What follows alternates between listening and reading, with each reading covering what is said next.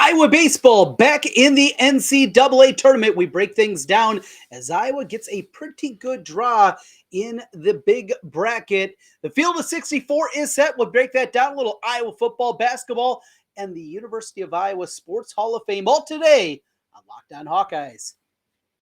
Our Locked On Hawkeyes, your daily podcast on the Iowa Hawkeyes. Part of the Locked On Podcast Network, your team every day.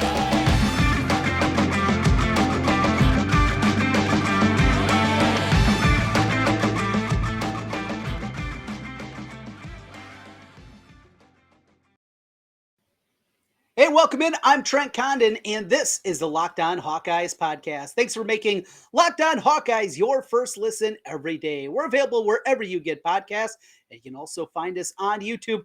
While you're there, make sure you hit that subscribe button. Helps us get in front of more Hawkeye fans. Well, when we talked to you last week, there was a lot going on in the world of Hawkeye athletics. The news of Gary Barta's retirement was upon us. We broke things down, and we'll continue to take a look at that in the weeks and months ahead, in anticipation of his final day on the job coming up on August 1st. More success for the Iowa athletics program. This time it is on the baseball field as Iowa gets in a large bid into the NCAA tournament, and they will move on to the Terre Haute region. Indiana State awaits there, and a pretty good draw for the Hawkeyes. They will open things up against North Carolina, the number 3 seed. Indiana State is the number 1, the number 14 overall seed in the big bracket. And then if they can advance to the super regionals for the first time in modern baseball history, yes, I know they made the College World Series back in the 70s. We're talking about a different era. Certainly today, they would more than likely face off against Arkansas, if not them. TCU, the other team anticipated to come out of the other region in the super regions, but we are getting well ahead of ourselves. The University of Iowa also today announced their Hall of Fame inductees for the new class, 10 players and former athletes with the University of Iowa. We will talk about that. Little football, little basketball. We got a little bit of everything here today, coming off the Memorial Day holiday. Thanks for making Locked On Hawkeyes your first listen, and glad to have you aboard. So we got a lot going on here. So I was today in downtown Des Moines, actually on the south side, and calling state soccer this evening, afternoon, in the morning. It all started. Then we had lightning that came and a rain delay. So a little bit wonky. We're all out of sorts.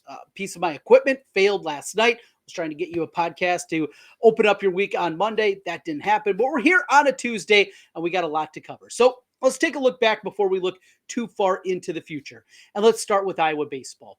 Disappointing end to the Big Ten tournament run as they fall to Maryland in the championship game 4-0. But after what they accomplished throughout the week, starting things off with that great victory against Michigan, the comeback win against Indiana, just how electric that was, then knocking Indiana out of the tournament, along with then Michigan in the second time around, getting that done. We knew going into Saturday, Iowa was in great shape. It was going to take a ton for them not to be a tournament team. And I felt like they were as close to a lock as you can be.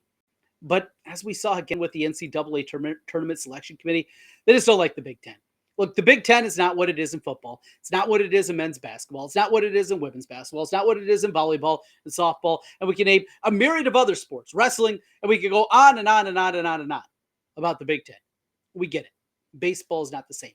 But this was still a conference that was ranked 6 in RPI as a conference. Power numbers, they were the 7th best conference in all of college baseball. And for just 3 teams to make the tournament again, it's a slap in the face. And Rick Heller and the rest of the Big Ten coaches, they have continued to harp on all the things that go against teams in the North.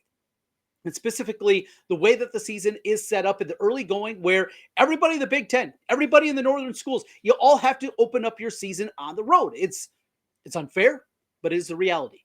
And until they move the season back, and right now they're not going to, but until they do, the same kind of garbage is going to continue to happen time in and time out. Look, you're already playing with your hand tied behind your back in the Big Ten and all the northern schools. Yes, we've seen accomplishments. We've seen Indiana recently make the College World Series. We've seen Michigan and Ohio State make runs. We have seen other northern schools, Notre Dame, Nebraska in the past, that have had successes. We have seen that. But when you set it up and you set these teams up for failure and asking them to accomplish what they have to, not only that, but the southern schools with all the advantages. We look at a lot If you're a Big Ten baseball fan, you're an Iowa baseball fan, you know what the midweek series are, right? You go out there in the middle of the week and you take on a UIC, a Bradley, Illinois State. These teams are not going to help your RPI. Well, teams in the South, the ACC and the SEC, they have it rigged because Sun Belt, very good. Missouri Valley, pretty good.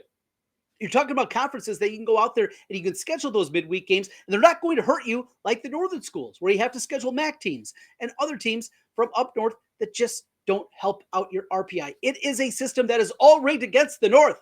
And then on top of it, you have an opportunity like this, and you only let 3 teams in from the Big Ten. It is absolutely head scratching. It is befuddling, but it is a reality. We've seen this from Iowa baseball a couple of times where Rick Heller's teams should have been at-large teams in the NCAA tournament. And he didn't want to leave anything to chance. So we went off on the side here just a little bit. So let's get back to it. We went into the tournament knowing, yes, 0-2.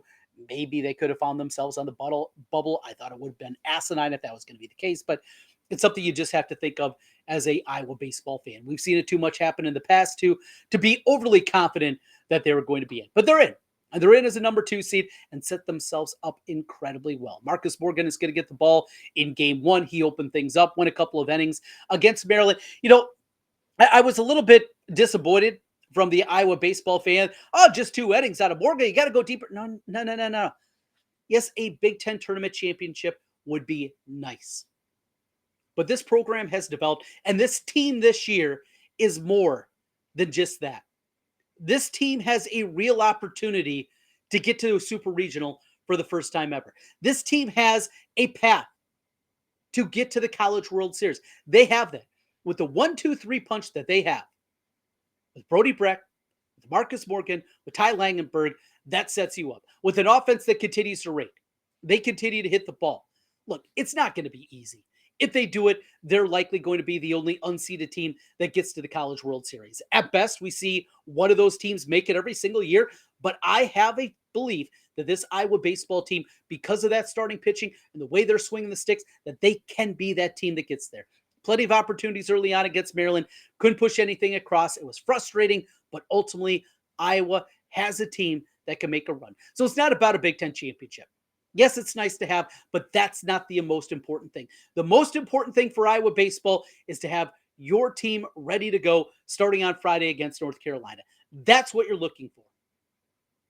And Iowa's the favorite in this one, and they got a real chance of getting out of this region. We'll break things down a little bit deeper. Hall of Fame class inductions, including one of your boy TC's all-time favorites. That is right, B.J. Armstrong, the University of Iowa Hall of Famer. We'll get into that as we continue here. This is the Locked On Hawkeyes podcast. Well, if you're looking for a great snack, but you don't want all the fat and calories, I got just the thing for you. It's Built Bars. Built Bars, Built Puffs, they are absolutely incredible.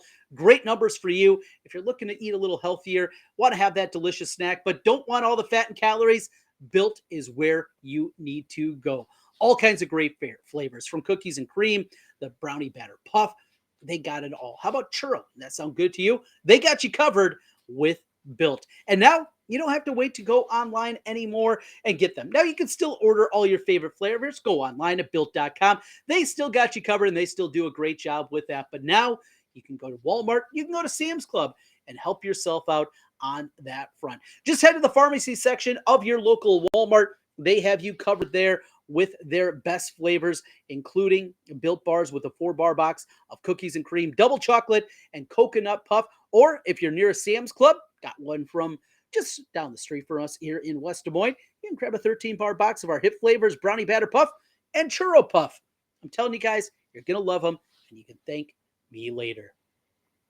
Trent Cotta with you on the Locked On Hawkeyes podcast. We're talking a lot of baseball here. Tons going on in the world of Hawkeye athletics. We'll get into the Hall of Fame class and a few other nuggets that continue to pop up. But let's get back to baseball. I'm so excited about this team. I really think there's an opportunity here. First of all, getting the seed that they did, getting the draw that they did in the NCAA tournament. Now, the way that the NCAA baseball bracket is set up, it is not 1 through 64. You rank them, you put everybody where it is. Travel is a part of this. Where you go, that is a piece. And it's not right, but baseball doesn't make the money that men's basketball does. So you're not going to get as true of a bracket as you do there. We see the same thing happen in the women's bracket. It's not just 1 through 64. It is the way it should be, but travel concerns are a part of this, and Iowa was set up incredibly well. You get the 14th best team, if you will, of the top 16 seeds that get to host in the opening round. You get 14th seeded Indiana State, an Indiana State team that you've seen before, Rick Heller's old stomping grounds, familiarity with the program, and frankly, a team that I don't want to say they tricked the system. I don't think that's exactly fair to what the Sycamores accomplished this year and the great season that they put together. But their RPI numbers don't exactly, I don't believe, tell the whole story about this team. Here's a great number for you, and something I think that's going to tell you a ton about this. Record right now in NCAA from the against NCAA tournament teams. He tried to say this is from Kyle Huseman over at Hawkeye Report. Indiana State this year against teams that qualified for the NCAA tournament. Indiana State, they're 3-9. Wright State, who is the number 4 seed in this region, they're 3-8. North Carolina, a lot more games playing in the ACC, still just 12-18. And Iowa, with the best record of the bunch, they're 6-8 against teams in the NCAA tournament. That's good. That's a good one. This game will be played at 6 o'clock. It'll be televised on the ACC network. If you have DirecTV, that is 612. If your local watering hole has DirecTV, you can push them that way. You know, another thing that I love about this baseball team, I remember back the first couple of times that they made the tournament under Rick Heller, and just seeing the excitement that was built and thinking back to those games against Missouri State, against Oregon, a couple other times. I mean, there was just so much excitement about this team. But I think the same thing really needs to happen with this squad. Get out there, have a Friday night, make it happen, because this Iowa baseball team, they got the stuff.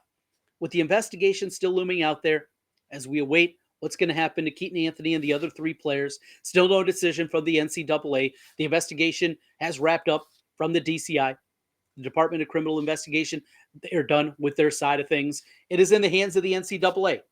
We've heard now for 3 weeks they're anticipating some kind of decision, and nothing happens. Now, it shouldn't come as a surprise because the NCAA sucks as an organization. We know that when it comes to livelihoods, when it comes to players actually getting a fair response, we know that they're absolutely terrible about that, though they have very little that they actually have to do anymore. They can't give us a decision on these guys. And even if it's their season's over, just tell us. Give us a response. And not even us. Give them the response. How about a little respect, right?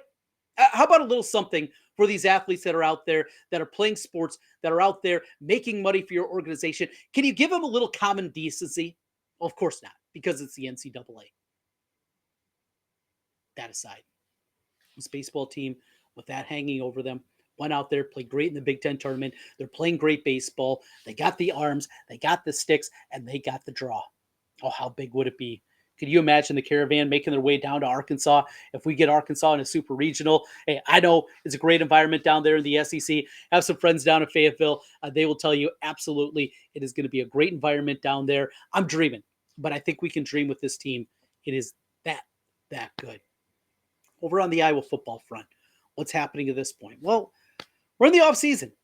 And coming up this week, that is when the players will all be arriving in Iowa City. Now, a number of the players are already back. They get that couple weeks off. We talked last week about Cade McNamara taking his wide receivers and his tight ends with him, along with Joe Evans, who I don't think you're going to see playing any offense coming up this season for Joey the Bull. But we talked about that. So the guys are making their way back. Couple weeks off after finals wrap up, chance to maybe go home, go out, see some friends, see some family, maybe have a vacation. And the fun's a little bit different. And I think back to college. It's difficult to make those spring break trips work, right? Or to get away for a while. Well, in the NIL era, makes things a little bit easier. But the guys are coming back. So Iowa football is in good shape. The end in expectations, the anticipation that I have for the season, I'll be honest, it feels really weird. And I'm always honest with you guys, but it feels incredibly odd for me to be so optimistic. Iowa baseball, I'm through the roof. Iowa football, I have so much optimism. I know the transfer portal did not go the way that we wanted for both the men's and women's basketball teams, but I'm still excited. The women's team just played for a national championship. And I know they didn't hit the home run in the portal. I get that. But I believe in Lisa Bluter. I believe in what Coach Jensen's going to do with those post players. I think you're going to see huge step forwards out of them. Optimism, Feels weird, but I am all about it right now. This Iowa football team, you're going to have to slow me down when we get to this offseason train, and it's going to continue to roll down the tracks. I think they're going to be so good this year. I think that this team is going to win double figures. I think they're going to be back in the Big Ten championship, and I believe that they'll have a real shot at whoever comes out of the East, be it Michigan, Ohio State, Penn State. I think they're going to be that good and that talented. I know the skeptics out there don't believe it. Got to see it from the offense, got to see it from what's going forward. And had a conversation over the weekend. So made my way to Chicago with the family and talked to somebody that I know over there. And they had some good things to say about the way this team just continues to roll. And they have expectations that not only is Cade McNamara going to be the leader that this program desperately needs. They have not had this kind of quarterback leadership going back. Probably have to go back to CJ Beathard, the last time they had a quarterback that had this kind of command of the team, along with the skill set, the requisite skill set to be there. But the offensive line, they believe, is going to be a ton better, that they are really taking a big step forward up front. And it's not just about bringing in a couple of transfers in Rusty Feth and bringing in Parker. It's not just about the additional depth that they have with those two pieces. It is the embarrassment from the last 2 years is really sticking with this offensive line group, and they are putting in the work, and they believe that there's going to be a huge step forward. Look, we can rip on Spencer Petras. We can talk about the wide receiver woes that Iowa's had over the last couple of years, but ultimately it comes down to up front. And it doesn't matter your scheme. It doesn't matter your offensive coordinator. If you can't block, you're not going to be good. And Iowa couldn't block the last 2 years. They believe, and I'm starting to buy in too, that this offensive line is not just going to be better, and that they're just not going to be adequate, that this is going to be one of the better offensive lines that we've seen over the last 7-8 years of Iowa football. If that plays out, coupled with the defense, improved quarterback play, and improved wide receiver play, Caleb Johnson in his sophomore year, a pretty easy schedule. Boy, the sky is the limit. Wrapping things up here on the Locked On Hawkeyes podcast. When we come back, the Hall of Fame class for 2023 was introduced, and one of my favorites, B.J. Armstrong amongst them. We'll talk about the players coming up here as we roll through on the Locked On Hawkeyes podcast.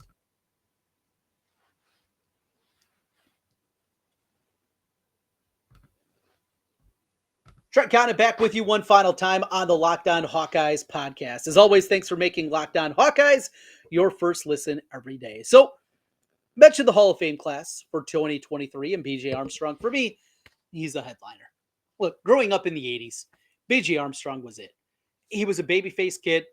I'm still in my 40s. I still got a babyface. YouTubers, hit me in the comments section. Do I look 43? Maybe I do. I certainly feel it right now. It's been a long couple of days. But B.J. Armstrong, walking the ball up the floor. He'd give the big old bounce, the high bounce, and just walk that thing up. He was cool. He was a point guard I wanted to be. Now, didn't have the quickness, didn't have the shooting ability, didn't have the athletic ability, didn't have anything to make that happen. But he was my guy. And then he went on, obviously, the success that he had playing with Michael Jordan, the Chicago Bulls. I mean, just took him to an absolute another level, I know, for a lot of people out there. But he was my first guy. Now, Jeff Moe was my really first guy because he was a guy that looked like me. He's out there just firing up threes. And unfortunately, in my basketball career, that's all I could do. And not very well. That's all that I had. So I was just chucking up threes and trying to be Mo, right? That was my guy. But BJ, he's who I wanted to be. And to see a guy, the successes that he's had after his playing career, what he's been as an agent, hearing him do a lot of different interviews and just hearing what kind of person coming in from Michigan, him and Roy Marble, Ed Horton coming in from Springfield, Illinois. That class was just such a huge step forward as George Raveling brought them in. Dr. Tom obviously elevated them during their sophomore campaign, the run to the Elite Eight, a disappointing end to things as they fell in NC State in their final year, and another great what if of Hawkeye athletics. Ray Thompson was not suspended because of stupid Hunter Rawlings and his idiotic rules trying to make the Big Ten into the Ivy League. Youngsters, just do a Google search for Hunter Rawlings in Iowa, and a guy that really, he kneecapped Iowa athletics for a long time there in the late 80s into the early 90s. But that aside, Chris Corchiani, NC State. Anyway, BJ was my dude. Really cool to see that here today. The other members of the Hall of Fame class, along with BJ Armstrong, Sherry Freddie for field hockey. She played in the late 80s, including on the national championship team of 1986. Jolette Law, great basketball player for the women's team in the late 80s as well.